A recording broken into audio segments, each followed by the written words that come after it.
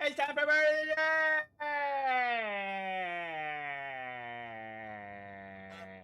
Honk. Welcome everybody to Garbage Twigs, Bird of the Day! We got a very special bird for you today. In fact, some may say this bird is a monster. A large beast. An evil beast that threatens the land and flies overhead and swoops down to snatch all of your livestock and maybe even your children. This large, gigantic, mythical beast is fearsome, for it is half lion, half eagle. It is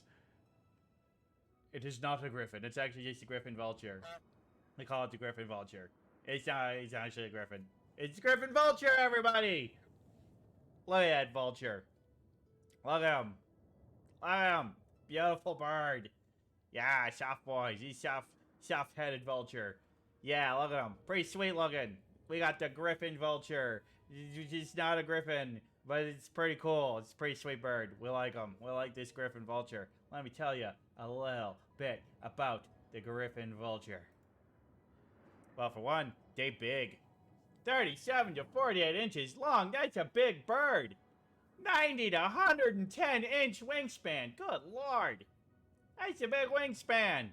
There's so many wingspans. It's like, it's almost 10 feet. This is a little over 9 feet. These are so big. It's so big. These guys are huge. He's so big. He's so big. Look at him. Look at him perched there. Perching there like a Dracula. Yeah, he's a spooky bird. Yeah, he's a good bird because he's a spooky bird. And their weight, 14 to 23 pounds. Well, the 14 is going to be like 14 to 18 for males. Maybe 14 to 20 for males. And like 17 to 23 for females. Because females, other species, are bigger. Which, you know, that's pretty typical of Aciptriforms. Which is where you got your eagles and your hawks as well. The vultures are pretty closely related to hawks and eagles. Big, soaring birds of prey. That's what they are. And for some reason, those big birds of prey, females are pretty much always bigger. Interesting. But they also got nice, good, long lifespans. 30 to 35 years out in the wild. Not too shabby. That's a nice, good lifespan for a bird. They live a nice, good, long time. The oldest living one was 41.1 years, and he was in captivity. And pretty good, long-living bird. So, not too bad. But they see they don't live that much longer in captivity than in nature. Because, well, they're pretty well adapted to nature. They do well out there. You don't have a lot of natural predators, and they do pretty good.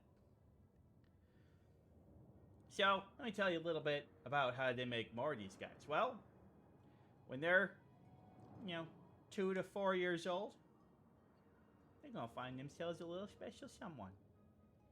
And they're going to stick with that special someone for the rest of their lives until one of them dies. Isn't that sweet? Isn't that nice?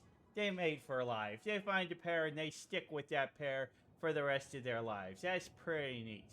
They only have one egg a year, though. But, you got a breeding pair. They could be breeding for, they could probably raise 25 chicks among the two of them. It's not too bad. Yeah, it's not too bad at all. Now, their nests, they find big rocky edges of cliffs on mountainsides and stuff like that. That's where they build their nests. And they make them... So it's a smart idea. Nice, safe area. Way up high where, because for a big bird like a vulture, the biggest threat is when they're babies, and even more so when they're eggs. But no, they don't adopt. Well, maybe they do adopt. Yeah, I bet they adopt. I bet they help out other things. But anyway, up on the cliff, all the little things like your weasels and your foxes and your snakes, they ain't gonna eat their eggs if they're up on cliffs. It's very smart, very smart. They may only have one egg a year, but their infant mortality is among the lowest of birds. So that's pretty good. It's pretty smart, pretty smart. Both parents gonna help incubate the chicks, and once they're born, both parents are gonna feed the chicks and help raise them and teach them how to be a good vulture. It's pretty neat. And often they'll return to the same spot year after year and use the same nest over and over. But each year they'll add on to a little bit. Hey honey, I found a new stick. Oh, let's put a new stick in here. Oh, I got some new mud. We'll just pack that in right there. And just further expand to a bigger nest year after year. But they have found that these guys do live in colonies. So, like, one cliffside might have several nests, and several of those nests might be other species of vulture. The bearded vultures might hang out with them and kind of be in the same area. And it's like they're not prey or predator to each other. It's similar enough that they're just like, hey, yeah, we cool? We cool? All right, we cool. Yeah, they're not really going to fight with bearded vultures unless, you know, both going after the same carcass.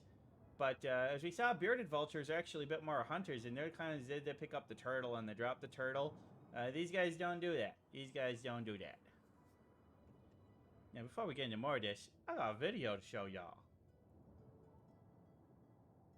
Yeah, look, it's cliff sides. Beautiful, beautiful cliff sides.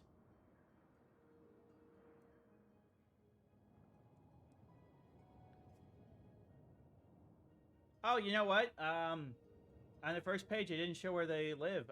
Where they live is they are a Middle Eastern bird going up to around the Mediterranean. So they're Mediterranean and Middle Eastern birds. So they're going to be the area found all the way over in Spain and southern France and stuff like that.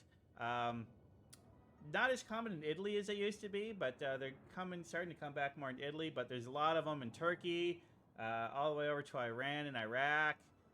You can find some in Saudi Arabia. So, yeah, Cyprus, pretty Mediterranean birds. And as you can see, when they fly, oh, they are soaring birds, flying long distances for long periods of time. By just making slight adjustments in their wing position, they're able to fly long distances and even gain altitude without ever having to flap their wings. Very efficient. Very, very efficient. So they can stay up in the air for long periods of time and not get tired. Not like those little hummingbirds. Not like those little songbirds. They can just soar and soar and soar. God, it's so beautiful when they do so. Yeah, just look how big those wingspans are. Look at these little goofy guys. Oh, look at them. A little fuzzy white head.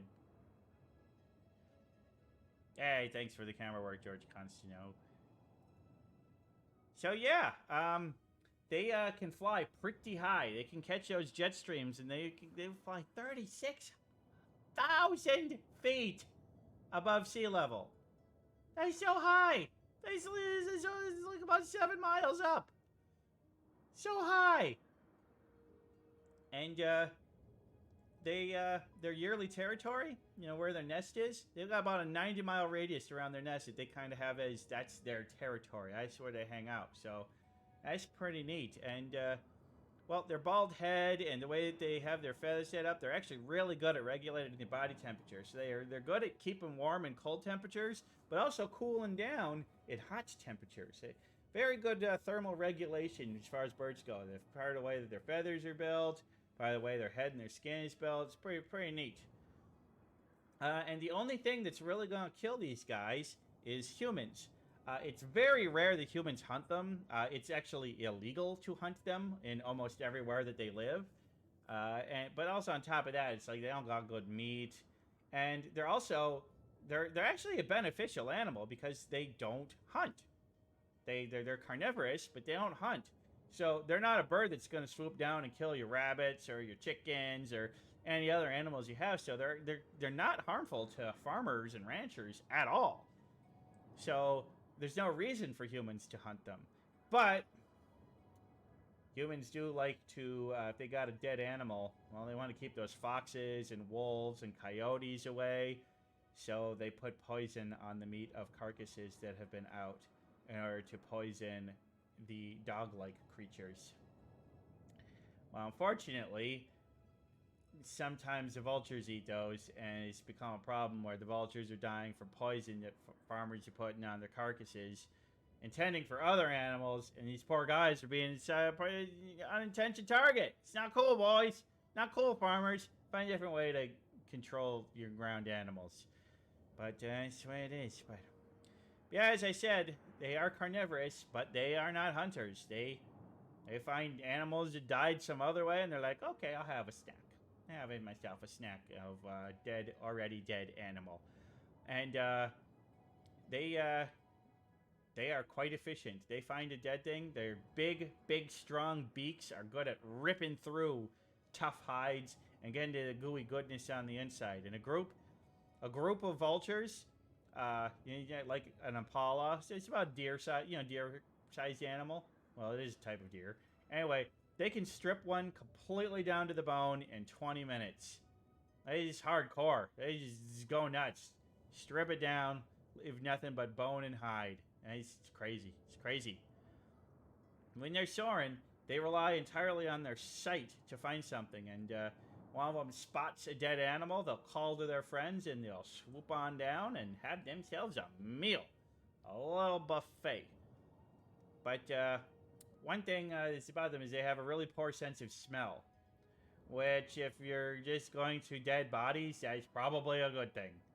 If I was eating nothing but dead, rotting carcasses, I think I would not want to have a good sense of smell either. So good eyesight, poor sense of smell. But yeah, and as typical with vultures, as we covered in other episodes, they don't have many feathers on their heads, and that's because the blood gets all sticky and gooey, and less feathers on their head, the better. How does Rodney smell? With his nose. What else would he use? Anyway, what are one of my thoughts on the Griffin vulture? I think they're pretty badass. I mean, I really like vultures. Vultures are one of my favorite birds of prey. They're really cool looking. I love their white ghost-like heads, pretty badass looking. And they seem like nice fellas, They good family birds that stick with their mates for life. The babies stick with the parents for many years after they're born. They live in nice big colonies, taking care of each other. It's a good family group. They ain't the smartest of birds, but they're well adapted for what they do. And they're doing pretty good. Drink some water. I gotta say, the Griffin vulture, pretty sweet-ass bird. I like it a lot. It's a good bird. It's a pretty great bird. And if you ever happen to be in that Middle Eastern area, just go ahead and take a look for them. Might just see one flying overhead. So we're going to call that bird of the day done. And that drink of water that was just redeemed. So yeah, Griffin vulture. Named after a mythical beast. Don't really have a lot to do with them. But, whatever. They're still cool. I know they're cooler than griffins. Yeah, that's right. I said it. Cool bird.